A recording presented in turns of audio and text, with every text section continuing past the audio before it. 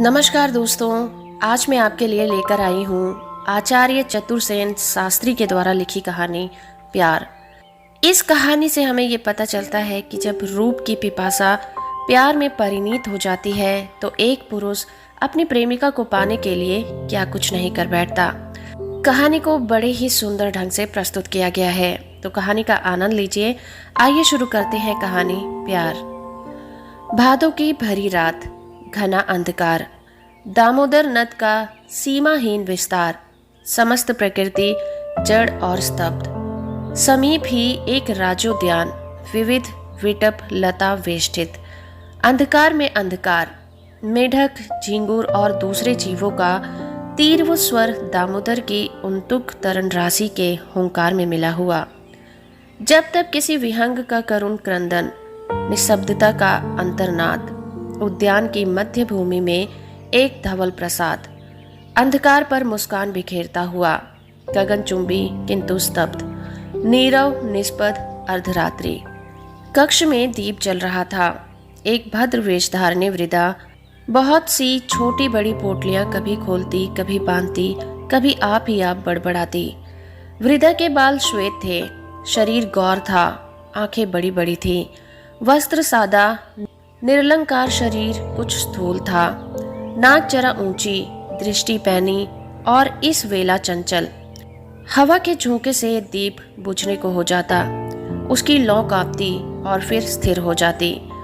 कुछ पोटलियां बंधी थी, कुछ खुली पड़ी थी।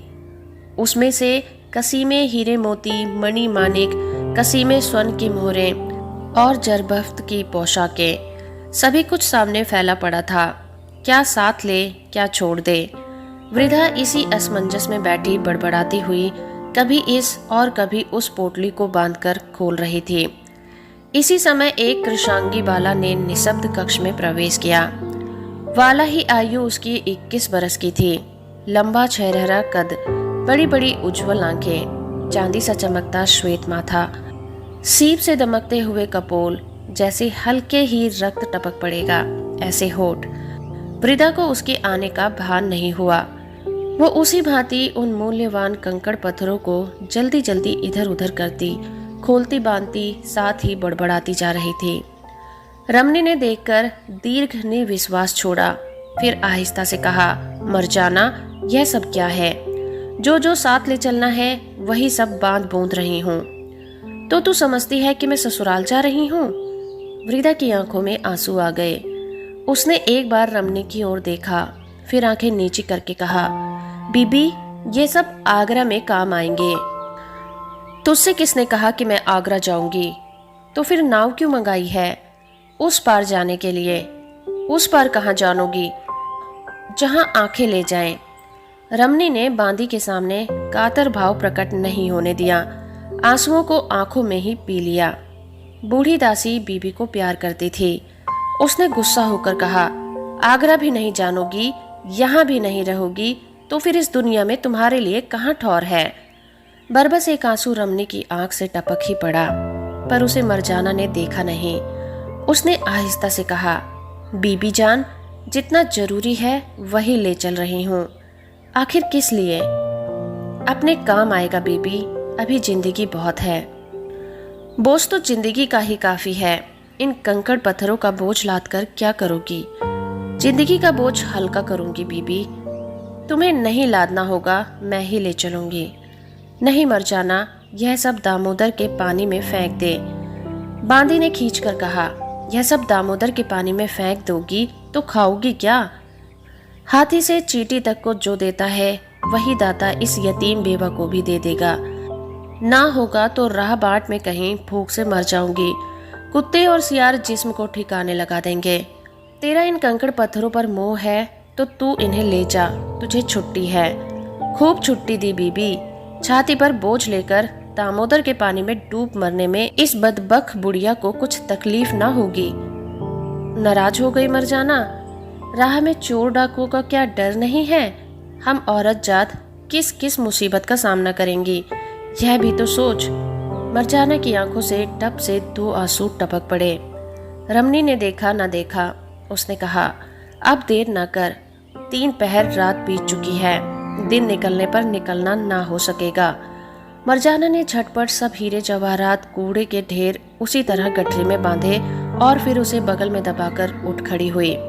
फिर एक दीर्घ निविश्वास फेंक कर कहा, चलो बीबी, लेकिन बच्ची सो रही है। तुम ये गठरी लो, मैं बच्ची को ले लेती हूँ।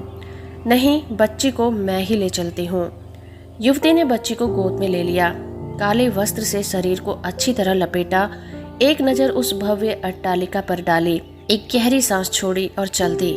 पीछे पीछे मरजाना थी। दोनों असहाय स्त्रियां प्रासाद की सीढ़ियां उतर निविड़ अंधकार में पौरी द्वार प्रांगण दालान पार करके बाग की रविशों पर चलती हुई नदी तीर की ओर बढ़ चली। सामने दामोदर का विशाल विस्तार है। हवा तीर की तरह चल रही है। हवा के एक झोंके ने बाला का वस्त्र उड़ा दिया, उसे अच्छी तरह शरीर से लपेटा और बच्ची को छाती से लगा लिया। बाला ने कदम बढ़ाए। पीछे से आंचल खींचकर मरजाना ने कहा, बीवी, बड़ा डर लग रहा है, चलो लौट चले। लौट चलने को घर से नहीं निकली हूँ। और पास आ जा, किनारा दूर नहीं है। वो सामने किश्ती है, किश्ती पर चिराग चल रहा है। लेकिन ये पैरों की आहट कैसी है? कोई आ रहा है। जंगल है, सियार कुत्ते रात में ही घूमते हैं। बड़ी खौफनाक रात है बीवी। कोई हरबा हथियार भी साथ नहीं लिया, बड़ी गलती की। सबसे बड़ा हथियार है मेरे पास तेज जहर। आनन फानन तमाम डर खतरों को दूर करने में इसमें बहुत ताकत है। यह तो अपनी ही जान खोना हुआ, दुश्मन का इससे क्या बिगड़ेगा? मैं यतीम बेवा औरत, दुश्मन का क्या बिगाड़ सकती हूँ? फिर बिगाड़ सुधार जो होना था हो चुका। किस्मत में जो लिखा है वही तो होगा। फिर दुश्मन पर गुस्सा क्या, किसी से क्या शिकायत करनी? भाई से मरजाना की चीख निकल गई। उसने कहा, बीवी, वो क्या है? काली काली भूत सी दो मूर्तियां अंधकार में आगे बढ़ रही थी। देखकर बाला रुक गई। बच्ची को उसने जोर से छाती पर कस लिया। पास आने पर बाला ने देखा, आने वाले दो पुरुष थे। दोनों उच्च सैनिक पदाधिकारी प्रतीत होते थे। उनकी कीमती पोशाक पर शस्त्र अंधेरे में ही चमक रहे थे। जो आगे था उसी ने रोब भरे स्वर में कहा, आप लोग कौन हैं? इधर से किसी ने कोई जवाब नहीं दिया। उस पुरुष ने फिर वैसे ही स्वर में कहा, आप जो कोई भी हो, जहां हैं वहीं खड़े रहें। उसने अपने साथी को मशाल जलाने को कहा। साथी के एक हाथ में नंगी तलवार थी और दूसरे में मशाल। तलवार म्यान में करके उसने मशाल जला दी। मशाल के पीले कांपते प्रकाश में उस व्यक्ति ने देखा, दो स्त्रियां हैं। आगे एक अनिग्ध सुंदरी बाला है। वह 2 कदम आगे बढ़ पाया। बाला ने जल्द गंभीर स्वर में कहा, तुम लोग कौन हो और किसके हुक्म से तुमने हमारे बाग में घुस आने की जरूरत की? मुआफ कीजिए, मैं आज्ञाकारी सेवक हूँ। किसके? नूरुद्दीन गाजी मोहम्मद जहांगीर शहंशाह हिंद का। लेकिन यह तो शहंशाह हिंद का दौलत खाना नहीं है। जी जानता हूँ। तुम क्या मुझे पहचानते हो? पहचानता हूँ। तुम्हारा रुतबा क्या है? मैं शाही सेना का एक सिपह सालार हूँ। तो हजरत बादशाह ने तुम्हें मेरा घर बार लूटने के लिए भेजा है? जी नहीं, बेअदब मुआफ हो। हम लोग आपको बाइज्जत दिल्ली ले जाने के लिए आए हैं। तुम्हारे साथ फौज कितनी है? 5000 सवार। एक बेबस बेवा को कैद करने के लिए शहंशाह हिंद ने इतनी बड़ी फौज भेजी है? यह तो शहंशाह की शान में खिलाफ है। बेअदब, माफ हो, कैद करने के लिए नहीं। शहंशाह हिंद का हुक्म है कि आपको बाइज्जत दिल्ली ले आया जाए। लेकिन तुम तो चोर की तरह रात को मेरे महल में घुसे हो। क्या ये शर्म की बात नहीं है? तुम शाही सेनापति हो, फिर भी गुलाम हुक्म का बंदा है। इसमें हमारा कसूर नहीं है। खैर, तो तुम मेरे साथ कैसा सलूक करना चाहते हो? तुमने कहा था बाइज्जत। जी हाँ, बादशाह का हुक्म है कि आपके साथ हर वक्त एक मलिका के दर्जे का व्यवहार किया जाए। तो तुमने महल क्यों घेरा? मुझे खबर मिली थी कि आप आज रात बर्दवान छोड़ रही हैं। अगर आप चली जाती तो मेरा सिर धड़ से उड़ा दिया जाता। तुम्हारा नाम क्या है? रहमत खां। कै हाजरी का रुतबा है? 3 हाजरी। क्या तुम मेरी एक आरजू पूरी कर सकते हो? आपके हर हुक्म को बजा लाने का मेरा शाही हुक्म है। तो मेरे पास जो जर जवाहिर है वह सब मैं तुम्हें देती हूँ। इसके अलावा 10,000 असरफियाँ और तुम मुझे चली जाने दो। बादशाह को क्या जवाब दूंगा? कह देना कि कैदी ने रास्ते में जहर खा लिया। इत्मीनान रखो, तुम फिर कभी ये सूरत दुनिया में ना देखोगे।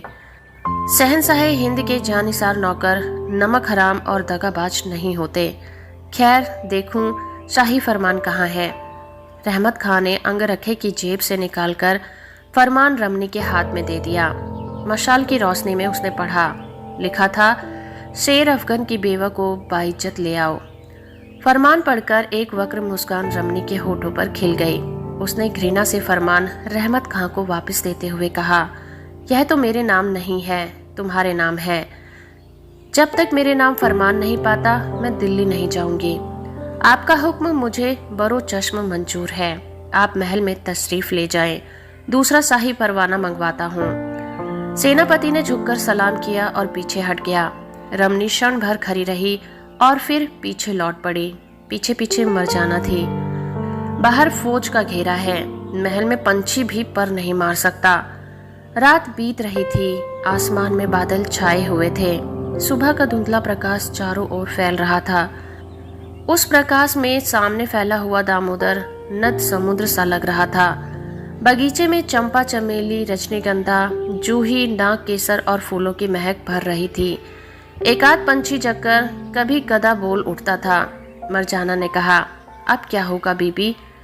तुझे अभी जाना होगा। कहाँ? काटवा। काटवा किस लिए? महारानी कल्याणी के पास जा और उन्हें संग ले आ। ले खर्च के लिए 10 असरफी, एक पालकी ले आना। लेकिन जाऊंगी कैसे? महल तो हथियार बंद ततारी बंदियों ने घेर रखा है। रमनी कुछ देर सोचती रही, फिर उसने दस्तक दी। एक ततारी बांधी हाथ बांधकर आ खड़ा हुआ। उसने कोरनिस करके पूछा, क्या हुक्म है बेगम साहिबा? रहमत खां सिपे सालार को अभी हाजिर करो। बांदा सिर झुकाकर चली गई। थोड़ी देर में वृद्ध रहमत खां ने ड्योढ़ी पर आकर सलाम किया। रमनी ने पर्दे की आड़ में से ही कहा, एक कैदी के साथ इस कदर अदब आदाब की जरूरत नहीं। मैंने एक बात जानने के लिए तुम्हें तकलीफ दी है। मैं आपका गुलाम हूँ, हुक्म कीजिए। मेरी बांदी एक जगह जा रही है। किसी सिपाही को उसके साथ भेज दो। वहां से मेरी एक सहेली आएगी। खबरदार उनकी पालकी की जांच न करे।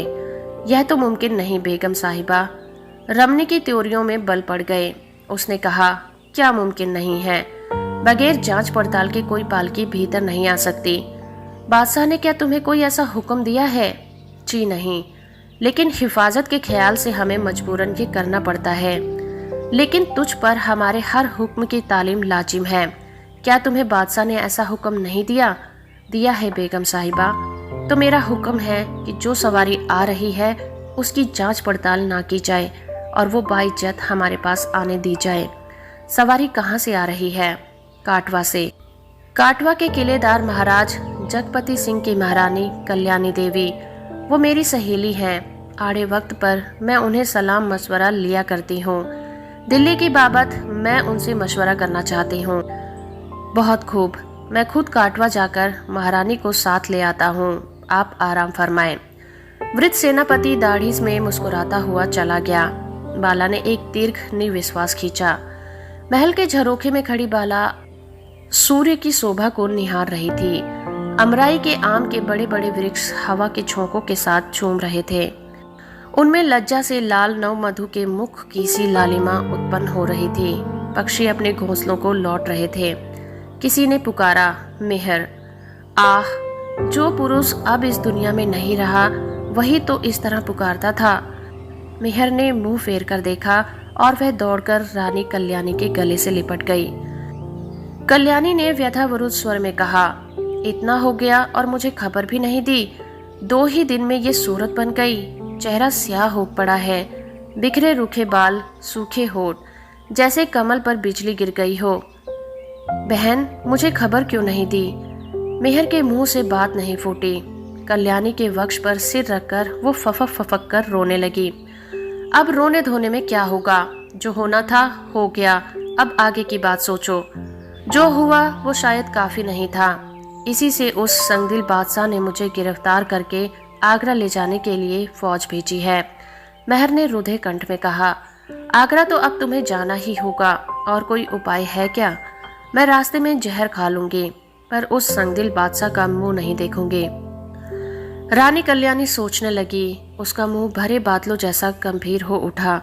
उन्होंने कहा, कौन जाने तुम्हारी किस्मत में शायद हिंदुस्तान की मलिका होना ही लिखा हो। आप इस कदर बेरहम न बने महारानी। मैंने बड़ी बहन समझकर इस विपदा में आपसे मशवरा लेने के लिए बुलाया है। बेहर, मैं भाग्य में विश्वास करती हूँ। जो कुछ हुआ सब भाग्य का खेल था। अब आगे जो भाग्य में है उसे कौन मेट सकता है। तुम जानती हो कि जन्नतशील बादशाह अकबर यदि जिद न पकड़ते तो तुम शहजादा सलीम की बीवी बनती और आज हिंदुस्तान की अधीश्वरी होती। लेकिन भाग्य बड़ा प्रबल है। उसने तुम्हारे लिए अब फिर भारत की अधीश्वरी होने का द्वार खोल दिया है। जाओ, आगरा जाओ। बर्दवान का ये पुराना महल तुम्हारे रहने के योग्य नहीं है। नहीं महारानी, मैं उस संगदिल बादशाह की मर्जी का खिलौना नहीं बनूंगी। मेरे नेक बहादुर खविंद के खून का दाग उनके दामन पर है। मेहर, तुम्हें आगरा ले जाने के लिए फौज आई है। अब तुम क्या कर सकती हो? रास्ते में जहर खा लूंगी, मेरी मिट्टी ही आगरा पहुंचेगी। छी छी, तुम अपनी जिंदगी को इतना बेकार चीज समझती हो? मरने से तुम्हारा सब कुछ नष्ट हो जाएगा और बादशाह का क्या बिगड़ेगा? नहीं मेहर, तुम्हें एक बार बादशाह के सामने जाना ही चाहिए। तो मैं उनकी छाती में लात मारकर कहूंगी, तुम तीनों दुनिया के बादशाह हो, लेकिन मैं तुमसे नफरत करती हूँ। तुमने एक हंसती खेलती दुनिया को बर्बाद कर दिया है। एक मासूम बेगुनाह औरत को बेवा बनाया है। मेहर, लात खाकर भी अगर बादशाह इन चरणों को चूम ले और इनका सदा के लिए दास बन जाए तो? ऐसी बात मत कहो बहन। तो बहन, किस्मत के दरिया में अपनी जिंदगी की किस्ती को छोड़ दो और देखो कि वो कहाँ ले जाकर ठहरती है। पहले ही से कोई इरादा पक्का न करो। जब जैसा देखना वैसा ही करना। तुम एक समझदार औरत हो। तो आप क्या सलाह देती हैं? आगरा जाओ और अवसर मिले तो हिंदुस्तान की मलिका बनो और ऐसी हुकूमत करो कि हिंदुस्तान तुम्हारी एक नजर से कांप उठे। बादशाह को अपने चरणों का गुलाम बनाओ, लेकिन अनादर ही पाओ तो बेशक जहर पी लेना। मेहर निरुत्तर हो गई। वो सिर नीचा करके सोचने लगी। उसे अपनी छाती के निकट खींचकर रानी ने कहा, मेहर, भारत की अधीश्वरी होकर तुम बहुतों का भला करोगी। इतिहास में तुम्हारा नाम अमर हो जाएगा। आशीर्वाद देती हूँ। जाओ, एक दिन तुम्हें सलाम करने मैं भी आगरा आऊंगी। आगरा के रंग महल में रूप और धन का अट्टू भंडार भरा था। हीरा मोती मणि कंकड़ पत्थरों की भांति समझे जाते थे। सोणसी रूपवती नवयुवतियों का वहां जमघट था। देश देश के एलची, सूबेदार, करबदार सालाना खिराज और नजराने के तौर पर अपने प्रदेशों की सोड़सी अनेक सुंदरी कुमारियों को बादशाह के हरम में भेजते रहते थे। उन्हें नाचने, गाने, सेवा करने और कसीदाकारी तथा चित्रकारी के फन में निपुण किया जाता था और तब उन्हें शाही खिदमत में ले जाया जाता था। जिन लड़कियों को शाही खिदमत करने का सौभाग्य प्राप्त होता था, उनकी किस्मत खुल जाती थी। उनका परिवार सोने और हीरे मोतियों से लद जाता था, लेकिन हरम से बाहर कदम रखने का उन्हें हुक्म न था। बाहरी हवा में सांस लेना उनके लिए निषिद्ध था। हरम के भीतर में फूलों से भरी क्यारियों में किल्लौल करती, फव्वारों में अटखेलियां करती, इत्र में स्नान करती, ऐश्वर्य और आनंद की बहार लूटती, परंतु हरम से बाहर निकलने पर खूंखार कुत्तों से नचवा डाली जाती। यही सजा उनकी भी थी, जो किसी मर्द से बातें करती या फिर हंसती खेलती देखी जाती थी। शाही हरम के सभी रंग ढंग निराले थे। वहां अकेला बादशाह स्वतंत्र था और सब लोग उसकी इच्छा के दास थे। हरम का प्रत्येक कक्ष अतिशय भव्य होता था और ऐश्वर्य और विलास की सामग्री से भरपूर रहता था। वहां बादशाह की चहेतियां यद्यपि बंदिनी का जीवन व्यतीत करती थी, परंतु वो बड़े ठाट बाट से मलिकाओं की भांति रहा करती थी। हीरा मोती उनके लिए कंकड़ पत्थर के समान थे, लेकिन ये सब ठाट बाट तभी तक रहता था जब तक उनका रूप यौवन उभार पर होता था। रूप यौवन के ढलान पर उनका जादू खत्म हो जाता था और उनकी कोई पूछ न रह जाती थी। मेहरूनिसा आगरा पहुंची, लेकिन बादशाह ने उनसे मुलाकात नहीं की। उसने उन्हें हरम के एक साधारण कक्ष में रहने की आज्ञा दी और उसे अपनी माता की सेवा में नौकर रख लिया। मेहर यद्यपि बादशाह से अत्यंत रुष्ट थी, पर उसे उससे ऐसे निष्ठुर व्यवहार की आशा न थी। उसके भावुक और गर्वीले हृदय को इससे ठेस पहुंची। उसे वे दिन भूले नहीं थे जब बादशाह शहजादा सलीम था और उसने उसके प्रति प्रेम में अंधे होकर कितनी विकलता प्रकट की थी। वो ये भी जानती थी कि उसी को प्राप्त करने के लिए बादशाह ने उसके प्यारे पति को मरवा डाला और उसे सेना भेजकर आगरा बुलाया है। लेकिन आगरा आने पर उसके साथ ऐसा व्यवहार, उसकी ऐसी उपेक्षा। उसने बादशाह की आज्ञा मानकर राजमाता की सेविका होना स्वीकार कर लिया, पर माहवारी मुशाहरा लेने से इनकार कर दिया। उसके पास काफी धन था, उसमें से बहुत सा उसने बांदियों को बांट दिया और स्वयं एक प्रतिष्ठित विधवा की भांति रहने लगी। वो अपने कक्ष की बारादरी में, जो राजमहल के बाग के सामने पड़ता था, कीमती ईरानी कालीन पर जरदोसी की मनसद पर बैठकर हुक्का पीती। उसकी जवाहरी साथ से जड़ी हुई सोने की मुनाल उसके सुंदर मुख से लगी रहती। उसने चुनकर सुंदरी दासियां अपनी सेवा में रखी थी। वे हर समय उसकी सेवा में उपस्थित रहती, पर वे बहुत कम उनसे सेवा लेती। वो उन्हें सखियों की भांति खूब ठाट से सजा धजा कर रखती। यद्यपि वे स्वयं सादा वेश में रहती, पर अपनी दासियों को हीरे मोती और जड़ाऊ पोशाक से सजाई रहती थी। वो अरब से लाए हुए बहुमूल्य इत्र गुलाब का खास शौक रखती थी। उसके चारों तरफ का वातावरण निहायत खुशनुमा रहता था, परंतु उसका हृदय उदास रहता। वे बहुधा फारसी के प्रसिद्ध कवि हाफिज का एक शेर गुनगुनाया करती थी, जिसका भावार्थ तो यूं था: पछुआ हवा का एक झोंका वातावरण को शोरभित कर देगा और तब पुरानी दुनिया नई दुनिया में बदल जाएगी। परंतु उसके इस बंदी जीवन के दिन बीतते चले जा रहे थे, पर उसके निराश जीवन में न पछुआ का वो झोंका आता था और न उसकी दुनिया बदलती थी। कलमी तस्वीरें बनाकर और कसीदाकारी का काम करके उसने अपनी आजीविका चलाना शुरू कर दिया। शीघ्र ही उसके हाथ की बनी वस्तुएं दिल्ली और आगरा के ऊंचे मूल्य पर बिकने लग गई थी। राजधानी में इन वस्तुओं का बड़ा महत्व हो गया था। दिल्ली और आगरा की ऊंचे घराने के महिलाएं और अमीर अमरा मेहरुन्निसा के हाथों पर रेशम के बने चित्रों और कसीदों के प्रशंसक हो गए थे। दिल्ली और आगरा की महिलाओं में उनमें एक नए फैशन और सुरुचि का प्रसार कर दिया था। जिस से उनका संपर्क हुआ उस पर उनके उच्च चरित्र संबंधी प्रभाव डाला, परंतु उनकी आशाएं मुझी रही थी। वह चिड़चिड़ी हो गई थी और शीघ्र ही क्रुद्ध हो जाती थी। वो सुखी नहीं थी। अपने बेबस बंदी जीवन को वो भार समझती थी। अपने जीवन और जीवन के ध्येय से संबंध में वो बहुधा विचार किया करती। वो समझती थी कि वो इस प्रकार अपने जीवन को नष्ट करने के लिए पैदा नहीं हुई है। वो उपेक्षिता थी, परंतु वो अपनी आत्मा के तेज और अहम के दर्प से परिपूर्ण थी। अचानक उसने सुना कि हरम में एक ऐसी औरत आई है जो भविष्यवाणी करती है और मनुष्य के भाग्य में रहस्यों को बताती है। उसने उसे बुलाया। रमाला बुढ़िया बहुत बूढ़ी थी। उसके बाल सन के समान सफेद थे। इस उम्र में भी उसकी दृष्टि सचेत थी। शेर अफगन की विधवा को देखते ही उसने अपने दोनों दुबले पतले हाथ उठाए और दोनों हाथों से उंगलियों को पर्स पर्स उड़ेते हुए विक्षिप्त सी मुद्रा में अस्पष्ट शब्द कहने आरंभ कर दिए। वे शब्द बड़े प्रभावशाली थे। मेहरुन्निसा ने कुछ कुछ भीत मुद्रा में कहा, बड़ी बी, तुम्हारी इन बातों का मतलब क्या है? मैं अपने भाग्य और भावी जीवन के संबंध में कुछ जानना चाहती हूँ। क्या तुम मुझे इस संबंध में कुछ बता सकती हो? यदि नहीं बता सकती तो ये लो और यहाँ से चली जाओ। यह कहकर उसने उसके हाथ पर सोने की एक मुहर रख दी। चमचमाती मुहर को हथेली पर रखकर वृद्धा की आंखों में चमक आ गई। उसने कहा, ए नेक बख्त, तू रेगिस्तान में पैदा हुई, लेकिन तेरी मौत तख्त पर होगी। बचपन में जिसे भूखी रहना पड़ा, जवानी में वो दुनिया को रोजी देगी। भरोसा रख और इस दूसरी हथेली पर अपने विश्वास का सबूत दे। और उसने दूसरी हथेली फैला दी। मेहरुन्निसा ने कांपते हाथ से एक और मुहर उसकी दूसरी हथेली पर रख दी। वृद्धा पागलों की भांति हंसती और बड़बड़ाती चली गई।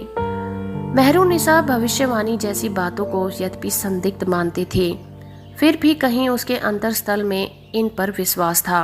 बुढ़िया की अटपटी भविष्यवाणी सुनकर उसका कलेजा उछलने लगा। उसके मन में निराशा और अवसाद का जो अंधकार बढ़ता चला जा रहा था, वो जैसे छिन्न छिन्न होने लगा था। एक अज्ञात आशा वृद्धा की अटपटी बातों से पल्लवित हो रही थी।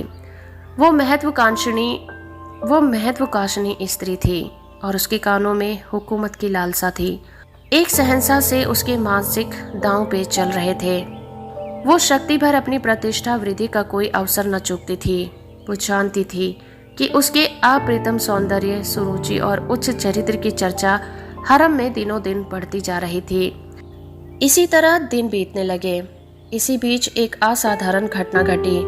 एकाएक यह अफवाह फैल गई कि एक अत्युच्चित अमीर उससे प्रेम करता है और उसने उससे विवाह करने का प्रस्ताव किया है, जिसे मेहर ने स्वीकार कर लिया है। एक दिन वो अधीर उतावला प्रेमी उसके कक्ष में बिना किसी अनुमति के आ पहुंचा और अत्यंत नग्न और बेतुके ढंग से अपने प्रेम प्रकट करने लग गया। मेहर ने उसे तुरंत बाहर चले जाने का आदेश दिया, पर वो वासना का पुतला उसके आदेश की परवाह न करके उसे जबरदस्ती आलिंगन करने के लिए आगे बढ़ा।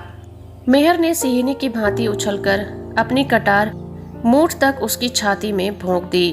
आक्रमणकारी खून से लथपथ होकर फर्श पर छटपटाने लगा। आग की तरह ये खबर हरम में फैल गई। पूर्व स्मृतियां दोनों तरफ हृदयों को आंदोलित कर रही थी। बादशाह जब युवराज थे और मेहरुनिसा नवयुवती थी, तभी दोनों का प्रथम साक्षात्कार हुआ था। उन क्षणों की झांकियां मधुर स्वप्न की भांति दोनों की आंखों में छा जाती थी। उस समय सलीम की आयु 26 बरस थी। उसे युवराज का पद मिल चुका था। एक दिन गायस बेग उसे सादर आमंत्रित कर अपने घर ले गए। युवराज के स्वागत सत्कार में बहुत से अमीर उमरा आए। नाच गाने हुए, मनोरंजन की अनेक व्यवस्थाएं भी की गई। ठाटदार दावत हुई।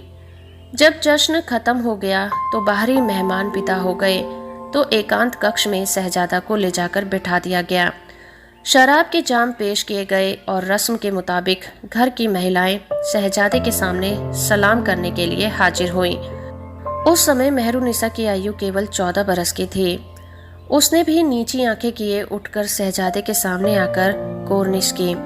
सुर्ख सफेद रंग, ताजा कश्मीरी सेब के समान मुख, उज्जवल हीरे के समान दमकती आंखें, अर्धविकसित यौवन, फूलों के ढेर के समान शरीर संपत्ति, सांचे में ढला एक एक अंग, तिस पर लज्जा, भावुकता, सुकुमारता, भोली अल्हड़ता। सलीम ने देखा तो आपा खो दिया। वह उसे अपलक देखता ही रह गया। उसने गाया तो वो सक्ते के पालम में आ गया। उसने नृत्य किया तो उसे अपने प्रासन पर बैठकर रहना दूभर हो गया। शहजादे की जलती हुई नजरें जब उस मुग्धा पर पड़ रही थी, अकस्मात ही उसका दुपट्टा हवा के एक झोंके से उड़ गया और सलीम की आंखों के सौंदर्य के जादू का समुंदर लहरा उठा। शेष समय वो खामोश बैठा रहा। चिराग जल गए, शराब के प्याले पेश किए जा रहे थे और वो चुपचाप पीता जा रहा था। उसे ऐसा प्रतीत हो रहा था कि जैसे उसकी रगों में खून नहीं, पिघलता हुआ शीशा बह रहा है। वो प्रेम का घाव खाकर लौटा। खाना पीना सोना उसके लिए दूभर हो गया था। वो ठंडी सांसें लेता और बेचैनी से करवटें बदलता रहता। वो समझ नहीं पा रहा था कि क्या करे। वो इतनी बड़ी बादशाहत का उत्तराधिकारी था, पर इस समय वो एक दीनहीन आकुल व्याकुल प्रेमी था। बादशाह अकबर से भी शहजादी की ये दशा छिपी न रह सकी। वो एक दूरदर्शी बादशाह ही नहीं थे, नई जातीयता और नई भावनाओं को जन्म देने की आकांक्षा भी रखता था। भारत में हिंदू मुस्लिम संयुक्त जीवन का महत्व उसने समझ लिया था। 700 वर्ष से चले आते हुए धर्म विग्रह को उसने त्याग कर हिंदुओं के सामने मैत्री का हाथ बढ़ाया था। वो चाहता था कि हिंदू मुसलमानों में रोटी बेटी के संबंध जारी रहें और दोनों जातियां एक हो जाएं। इसी से उसने सलीम का ब्याह एक राजपूत राजकुमारी से कर दिया था। वो नहीं चाहता था कि शहजादे की इस नवीन आयु में ही राजपूत बाला के प्रेम पर डाका पड़े। उसने राजपूत बाला को सलीम की प्रधान बेगम बना दिया था और तय किया था कि उसी का पुत्र बादशाह होगा। उसका दृष्टिकोण शुद्ध राजनीतिक था। उसे सलीम के प्रेम को जानकर चिंता हुई। उसने तत्काल शेर अफगन के साथ मेहरुनिसा की निस्बत पक्की करा दी। ये खबर सलीम के लिए मौत से बढ़कर थी। उसने पिता के कदमों में गिरकर निवेदन किया कि वो मेहर की शादी उससे करा दे। सलीम ने कहा, बिना मेहर के मैं जिंदा न रह सकूंगा। सलीम अकबर का बड़ी साथ का बेटा था, फिर भी बादशाह ने उसकी प्रार्थना अस्वीकार कर दी। उसने अपने वजीर अब्दुल फाजल से सलाह ली। मेहरुनिसा का निकाह शेर अफगन के साथ कर दिया गया और शेर अफगन को बर्दवान का हकीम आला बनाकर बंगाल भेज दिया गया। सलीम छटपटाकर रह गया। उसी क्षण से वो अपने प्रतिद्वंदी का जानी दुश्मन बन गया। अपने पिता बादशाह अकबर के प्रति भी वो उद्वत और क्रुद्ध हो उठा था। उसने पिता से विद्रोह किया। जिस समय अकबर दक्षिण में असीरगढ़ के किले में मुहासिरा कर रहा था, सलीम ने इलाहाबाद में अपने को बादशाह घोषित कर दिया। इस सलीम की आयु 33 बरस हो गई थी। अकबर का साम्राज्य अब सुसंगठित हो चुका था और साम्राज्य की वार्षिक आय 70.5 करोड़ रुपयों के लगभग थी। जिस अबुल फजल ने अकबर को मेहर की शादी शेर अफगन से करने की सलाह दी थी, उसे भी सलीम ने ओरछा के राजा बीर सिंह बुंदेला के हाथ से मरवा डाला। अकबर इन सब बातों से सलीम पर एकदम अप्रसन्न हो गया। बादशाह का एक पुत्र मुराद अत्यधिक शराब पीने से पहले ही मर चुका था और अब दूसरा दनियाल की शराब पीने में मर गया। तब बेगमात के कहने सुनने से उसने सलीम को क्षमा कर दिया। अब वही उसका इकलौता उत्तराधिकारी था। यद्यपि वह भी अपने भाइयों के समान शराबी था, परंतु उसकी आयु शेष थी। उसके भाग्य में बड़ी बड़ी ऐतिहासिक घटना का केंद्र होना बदा था। बादशाह अकबर और अधिक दिन जीवित न रह सके। सलीम के विद्रोह के 3 वर्ष बाद ही उसकी मृत्यु हो गई। जिस समय सलीम ने सिंहासन का आरोहण किया, उसकी आयु 36 बरस थी। वो एक सुंदर छहरेरे बदन और लंबे कद का आकर्षक व्यक्ति था। रंग उसका गोरा था। वो गलमुच्छे रखता था और आंखें उसकी तेज और चमकदार थी। शिष्टाचार वो खूब जानता था। स्वभाव सरल और बातचीत में पटु था। दरबार के सब लोगों को उसने अपने व्यवहार से प्रसन्न कर लिया। अपने विरोधियों को भी उसने क्षमा कर दिया। उसकी न्यायप्रियता की शीघ्र ही लोगों पर धाक बैठ गई। जहांगीर को अब सब कुछ मिल गया था, पर मेहरुनिसा का कांटा उसके कलेजे में अब भी कसक रहा था। मेहरुनिसा को वो नहीं भूल सका था। उसके रंग महल में अनगिनत सुंदरियां थी। वो 14 बरस की अल्हड़ मेहर, जिसका अकस्मात ही दुपट्टा उड़ गया था और क्षण भर के लिए जिसके यौवन का संपूर्ण खजाना प्रकट हो गया था, उसके दिल से दूर नहीं हो सकी थी। शेर अफगन अब वर्धमान में एक बहुत बड़े बाग में आलीशान महल बनवाकर रह रहा था। वो अपनी प्रिय पत्नी के दुर्लभ अछूते यौवन का आनंद दामोदर की तरंगी धाराओं के समान ले रहा था। दोनों सुखी थे और प्रसन्न थे। मेहर के हृदय में भी सलीम की वो नजर खूब गई थी।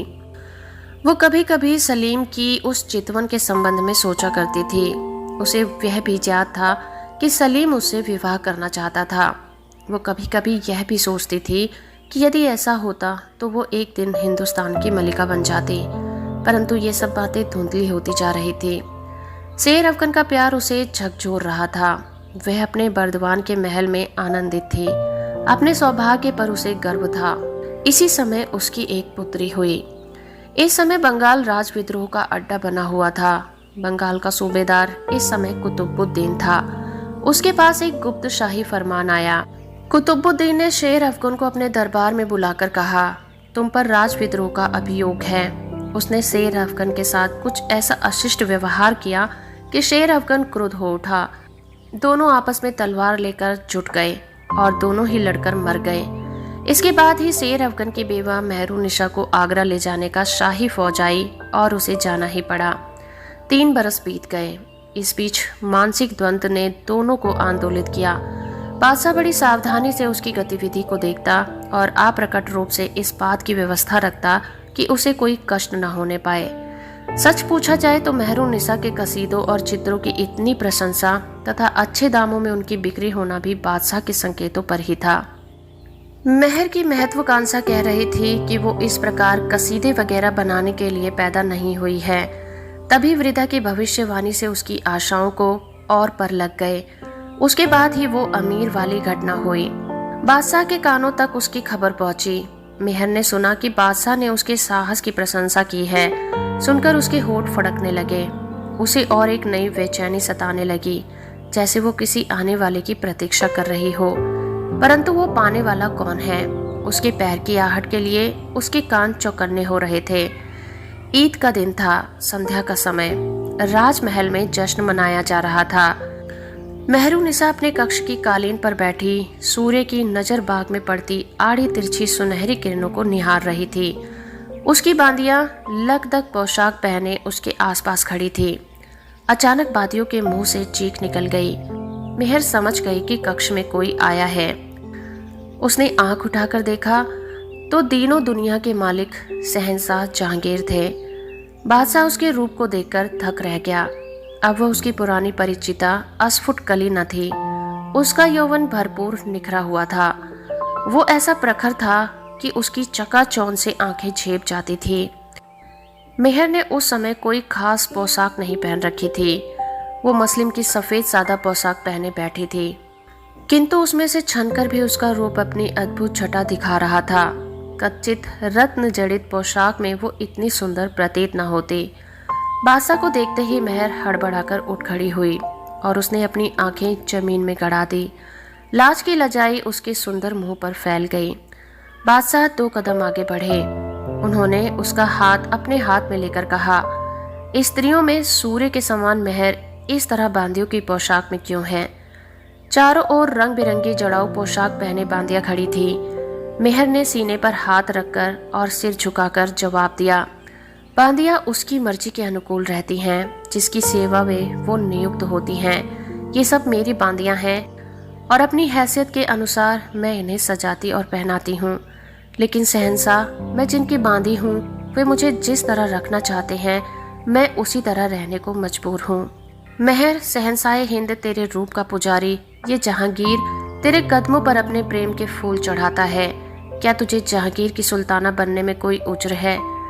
मेहर ने नजर उठाकर क्षण भर बादशाह की ओर देखा और फिर नजर नीचे करके कहा, ऐ शहंशाह, आपके जामे के बटन में जो लाल रंग लगा हुआ है उससे ऐसा लगता है कि जैसे किसी पीड़ित का खून शहंशाह से इंसाफ मांगता है। बादशाह कुछ देर चुपचाप खड़ा उसे निहारता रहा। फिर उसने उसके दोनों हाथ अपने हाथों में लेकर कहा, ऐ शहंशाह हिंद की सुल्ताना, अब से तू ही इंसाफ की तराजू को संभाल। जहांगीर तो तेरी मोहब्बत का भिखारी है। और उसने उसे खींचकर हृदय से लगा लिया। मेहर ने बादशाह की छाती को आंसुओं से तर कर दिया। तो दोस्तों, अभी आप सुन रहे थे ऐतिहासिक कहानी प्यार, जो कि आचार्य चतुरसेन शास्त्री द्वारा लिखी गई थी। उम्मीद करती हूँ आपको ये कहानी और मेरा प्रयास अच्छा लगा होगा। अगर आपको मेरे चैनल की ये कहानी अच्छी लगती है तो आप हमारे चैनल को सब्सक्राइब कर सकते हैं और वीडियो को लाइक करना और कमेंट करना बिल्कुल मत भूलिए, क्योंकि आपके कमेंट हमारा उत्साह बढ़ाते हैं।